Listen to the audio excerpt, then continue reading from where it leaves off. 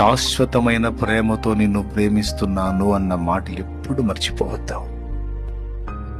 మన పరిస్థితులు, మన బలహీనతలు ఎరిగిన వాడు ఆయన ప్రేమను ఆధారం చేసుకొని పాపం చేయమని నేను చెప్పట్లేదు. నేను అయోగ్యుణ్ణి, అపాత్రుణ్ణి అని నువ్వు అనుకుంటే అలా అనుకుని ఏం చేద్దాం అనుకుంటున్నావు? మరి ఆయన ఆశ్రయిద్దాం అనుకుంటున్నావా, లేకపోతే యూదాలాగా పోయి ఉరిపెట్టుకుందాం అనుకుంటున్నావా? అవసరం లేదా. దేవుణ్ణి ఆశ్రయించు, ఆయన వైపు తిరిగి మళ్ళుకో, దేవుని యొద్దకు రా. అప్పుడు ఆయన నీ దగ్గరకు వస్తాడు, నీ పరిస్థితులు మారిపోతాయి. ఈ రోజు నువ్వు చంచలురాలిగా, బలహీనురాలుగా నిలవలేక ఆత్మీయ జీవితంలో పడుతూ లెగుస్తూ ఉన్నావేమో. దేవుని శక్తి నీ మీదకి వస్తుంది, ఆయన ఆత్మ బలం నీ మీదకి వస్తుంది. గుర్తుపెట్టుకో, నీవే దేవుని బలంతో నింపబడి యేసును గూర్చి గొప్ప సాక్షివై సింహగర్జన చేసే రోజుంది.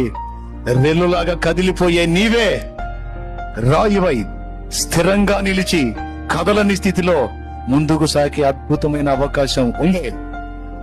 లేదని ఎలా చెప్పగలవు? సాధ్యం కాదని ఎలా చెప్పగలవు?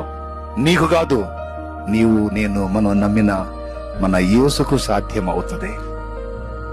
హల్లెలూయా, హల్లెలూయా. చెప్పు గట్టిగా.